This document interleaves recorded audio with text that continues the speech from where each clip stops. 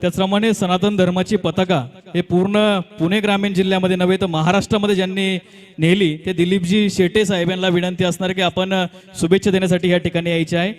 विघ्नार्थ गणरया आपल्या गावचं ग्रामदैवत भगवान भैरवनाथ महाराज, हिंदवी स्वराज्याचे संस्थापक छत्रपती शिवाजी महाराज, धर्मवीर संभाजी महाराज यांच्या चरणी वंदन करतो.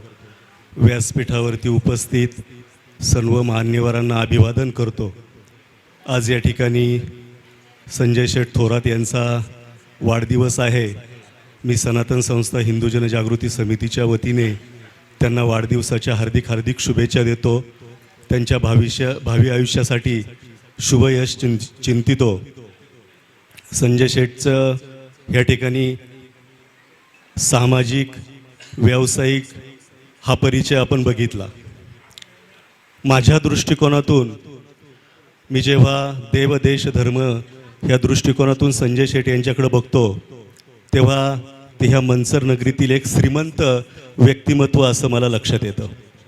कारण अध्यात्माच्या दृष्टिकोनातून श्रीमंत कोणाला म्हटलं आहे की जी व्यक्ती सातत्याने सत्पात्रे दान करते.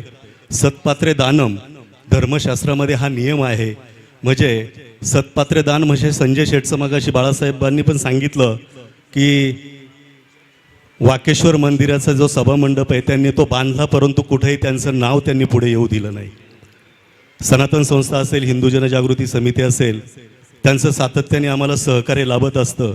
आणि मग ईश्वराचा नियम आहे, धर्माचा नियम आहे की जो देव देश धर्मासाठी कार्य करत असतो, निस्वार्थी भावाने कार्य करत असतो, ती व्यक्ती भगवंताच्या दृष्टिकोनातून खरी श्रीमंत असते. आणि त्या दृष्टिकोनातून मला संजय शेठ यांचं एक वेगळेपण हे लक्षात येतं आणि ते आवर्जून मला तुम्हाला सांगावंसं वाटतं. मी आपल्या सगळ्यांच्या वतीने पुन्हा एकदा त्यांना त्यांच्या वाढदिवसाच्या निमित्ताने शुभेच्छा देतो आणि थांबतो. धन्यवाद.